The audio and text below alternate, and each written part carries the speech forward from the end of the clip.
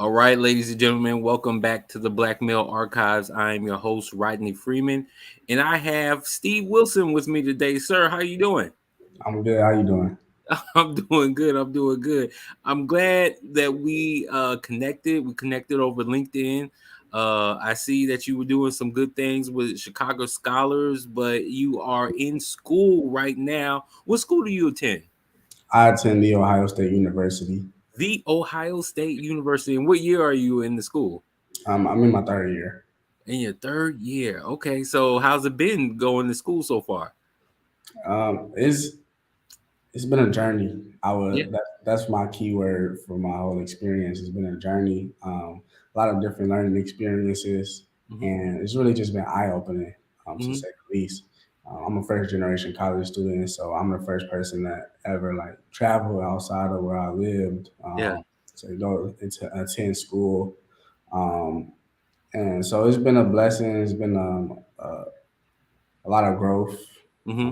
I've just been learning a lot about myself, so I can't really complain about the experience I've been learning, Yeah. a lot of experiences, Yeah. and just becoming a better person in general. That's man. That's what's up. Where are you from? And like, let's talk to us a little bit about your journey too. Yeah, I'm from Chicago, um, yeah, my hometown, and my journey.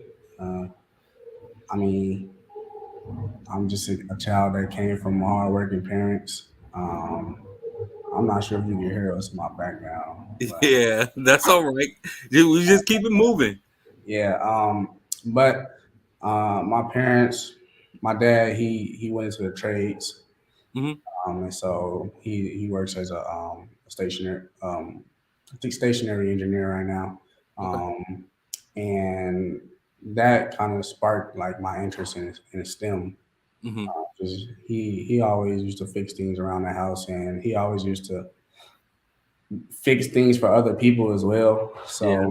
So he was always hands on and taught us the importance of hard work and Hmm. just staying on a track with your goals and things like that. So definitely is a pivotal um, pillar in my foundation. Hmm.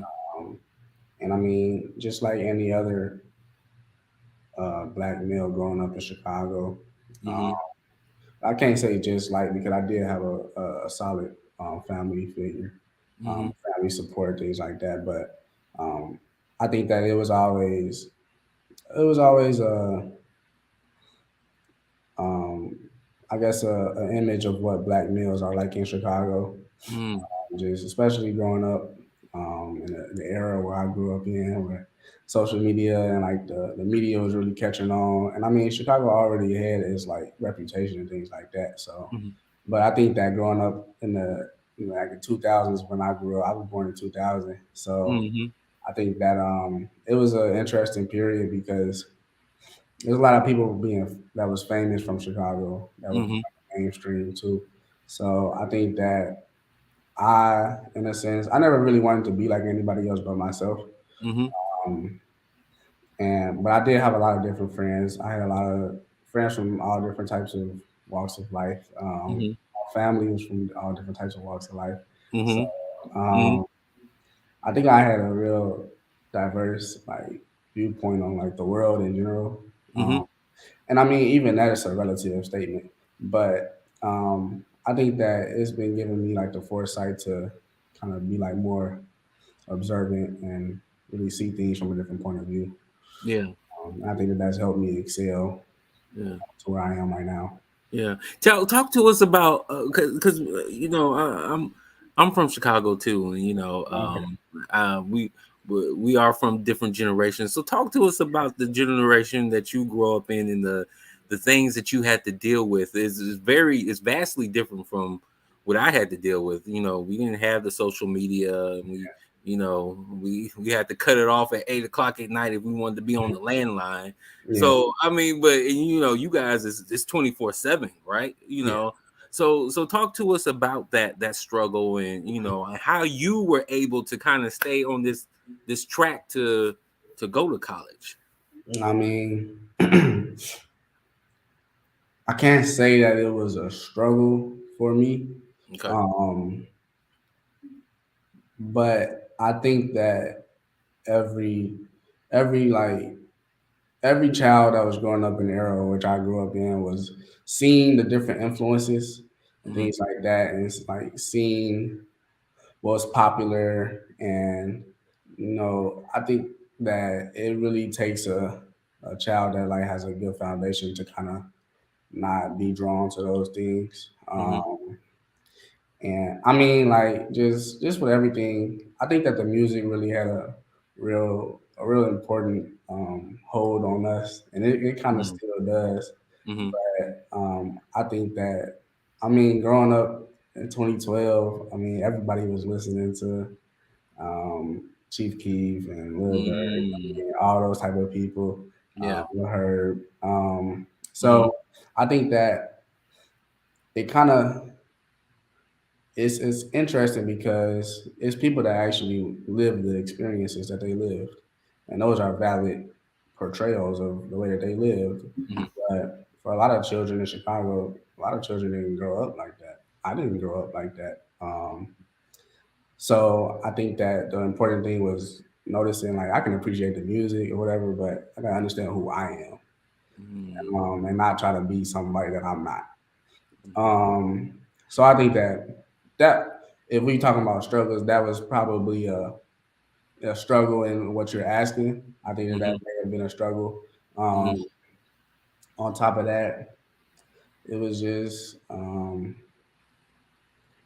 I think that just no being hyper alert and hyper aware as children, just because of all the violence that's going on.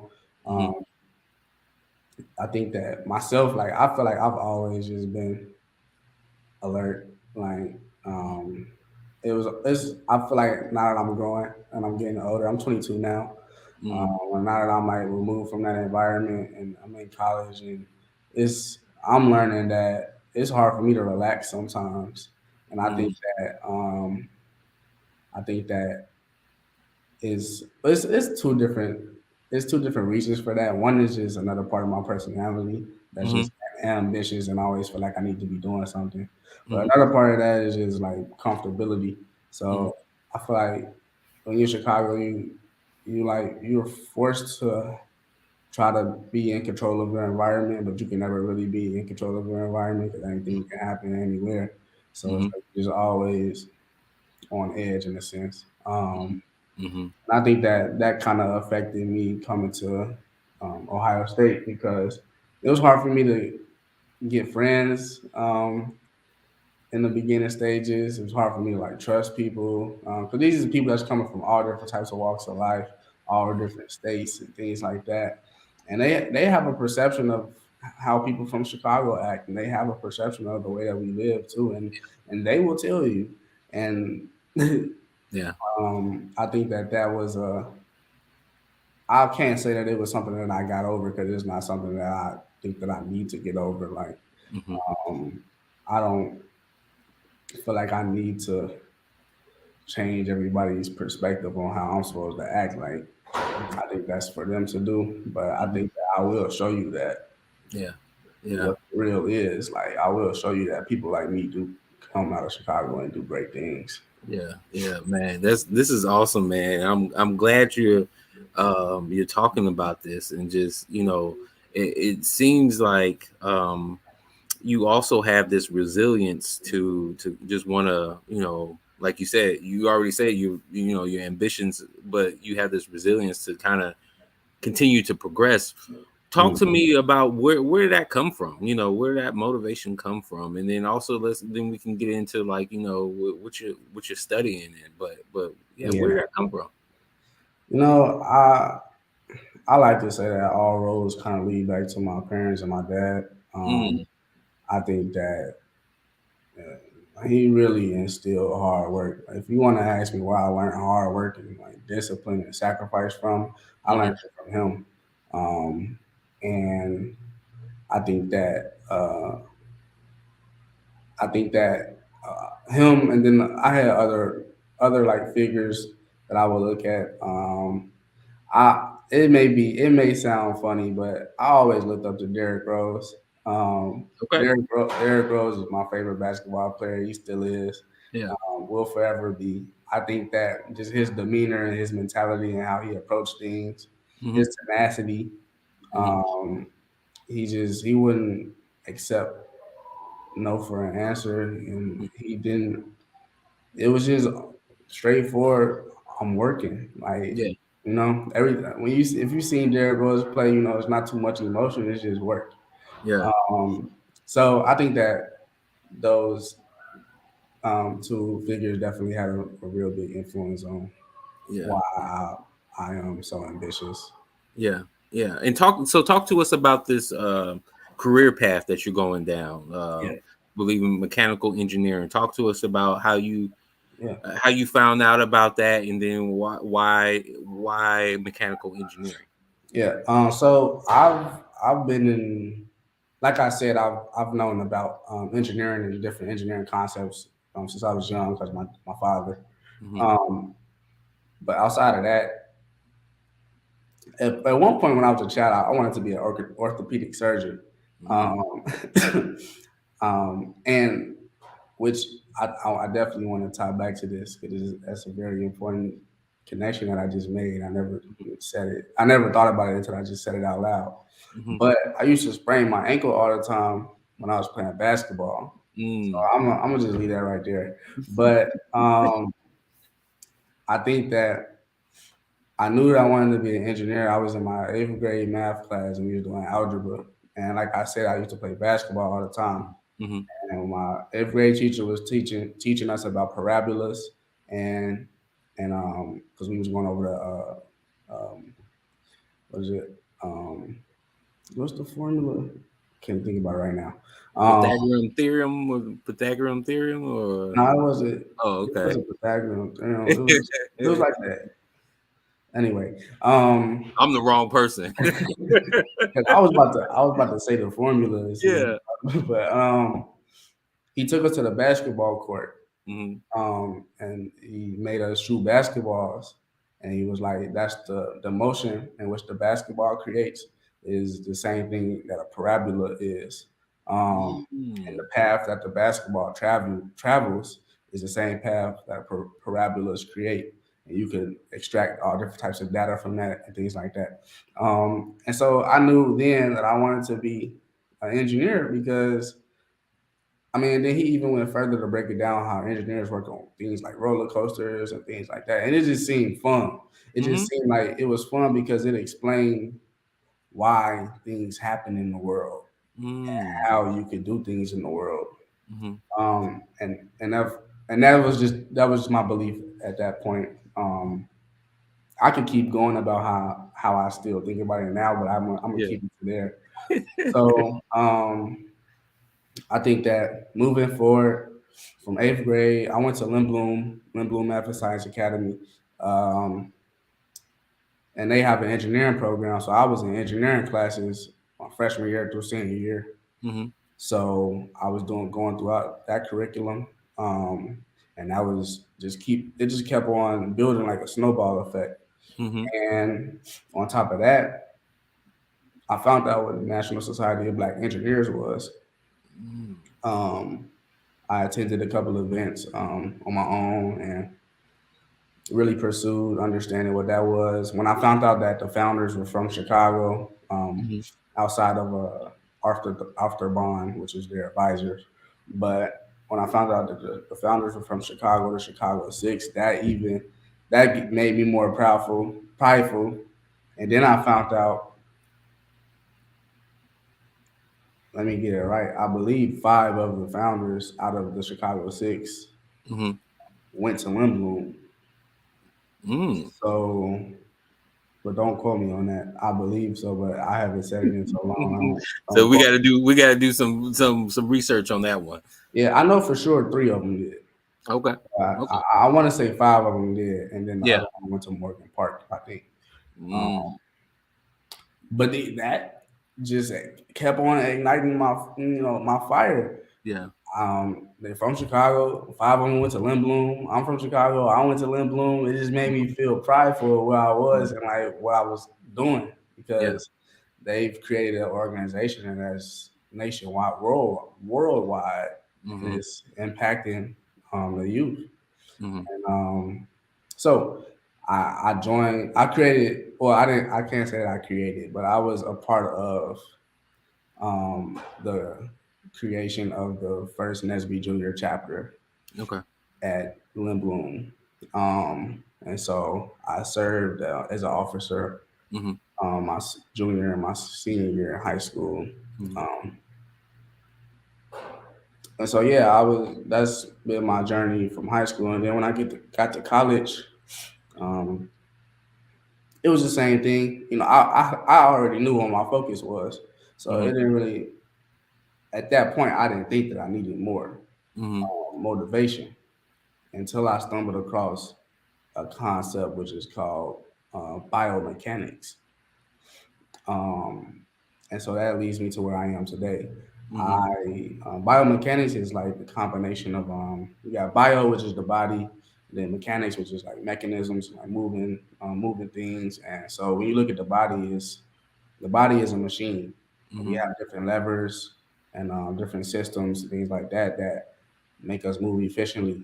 And Mm-hmm. when we're not in balance and we're not moving efficiently, that creates um, I mean, to us, it results as like pain or Mm-hmm. like just when you think about sports, it results in lack of performance and things like that. Mm-hmm. So now that I mentioned sports, I could tie it back to my initial um, my initial career aspirations was to be the orthopedic surgeon Yeah. because I always sprained my ankle. Yeah. Um, but now, since I like engineering, Yeah. and I like sports, I can do biomechanics, and it kind of combine the best of both worlds for me. Yeah. And so that's where I am now. I'm really interested in studying biomechanics. I've been studying it a bit with my internship Yeah. at Boeing right now. Uh, so yeah, I'm just looking to progress through that. And How is that internship at Boeing? What are they? What's how you liking that? What do they have you doing? um, so I last summer I interned with Boeing, and I was working on this 777X. That's the new commercial airline plane that they have coming out. Mm-hmm. Um, and it's supposed to be like the biggest commercial airline plane. So I was working on that specifically in the wing department, Mm-hmm. um, in electrical and hard parts, which is like mechanics and stuff like that. Mm-hmm. Um, so I had worked on a couple of parts that were I needed some redesigning in that area. I can't really speak too much on it because Yeah. it's Yeah. Boeing. Right. Um, but yeah, that's I was doing some design in the wing compartments. Then fast forward to now, I am working in product development as Mm-hmm. an intern, Mm-hmm. and they ensure that the factories in which that the planes are being manufactured, Mm-hmm. they um, they run efficiently, Mm-hmm. and it's an integral part of the business because it's like more of a strategic planning type of part of Mm-hmm. engineering, Mm-hmm. in which it's like understanding um,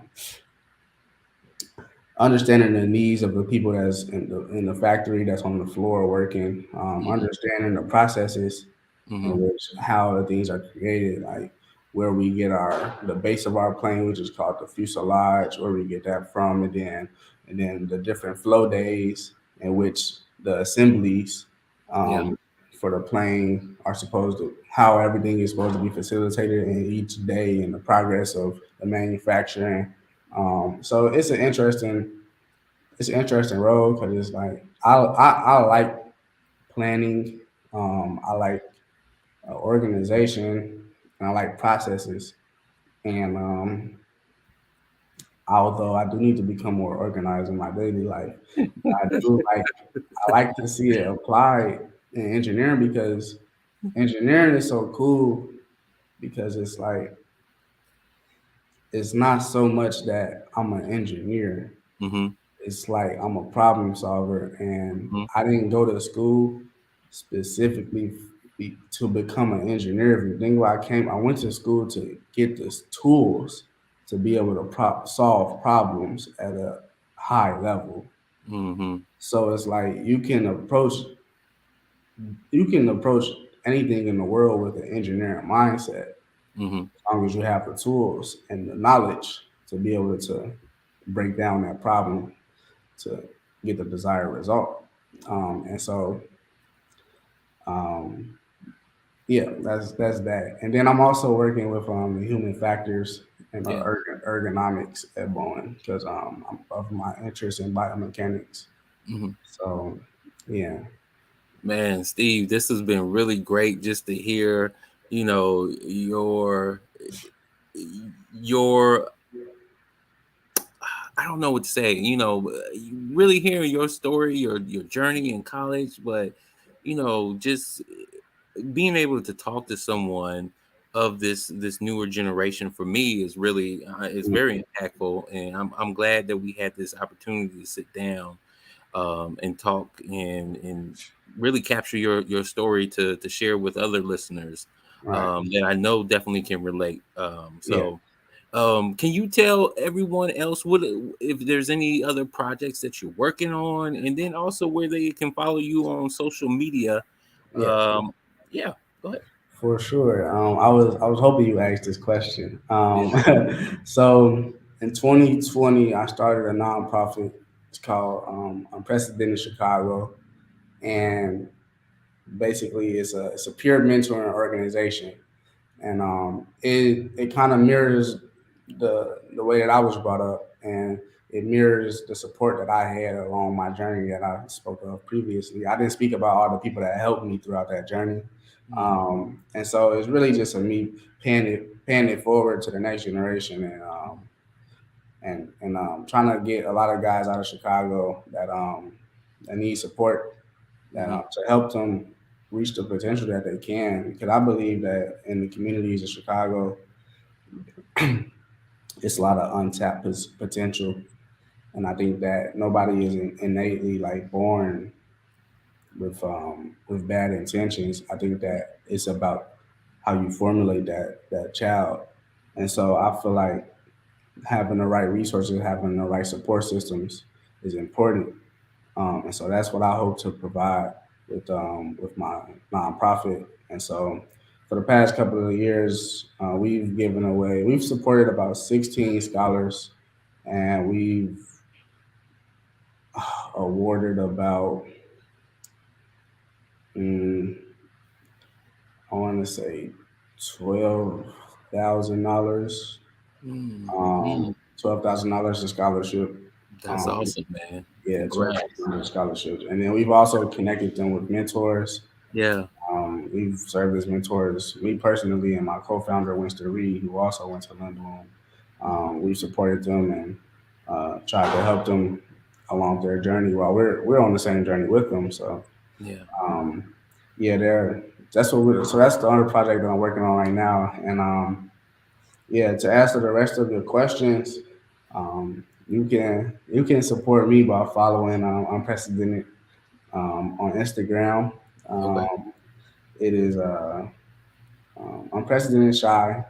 You want me to spell that out because people sometimes mess it up. Um, but it's Go for it if you need to, man. I'm about to look it up right now on Instagram. It's unprecedented, right? yeah, unprecedented shy, Okay. CHI. I'm gonna So see. yeah, I'm gonna see. it's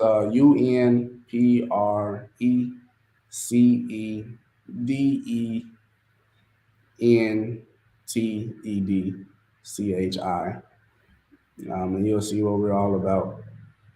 Um, so yeah, go ahead, give us a follow, share, support, donate, um, and you can follow me personally on my Instagram, Steve D. Wilson.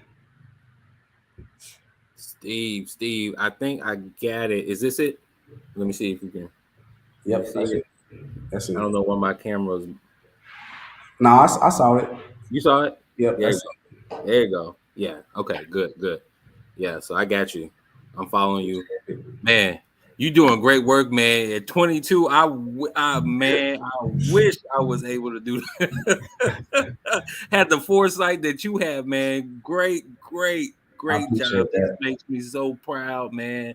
I know we just talked through LinkedIn, but just hearing your story and then hearing just you're able to your ability to tell, your vision, what you want to do. I'm Mhm. so glad that we had to sit down in this conversation. I definitely want to keep in contact with you, Of course. and then follow up and Yeah.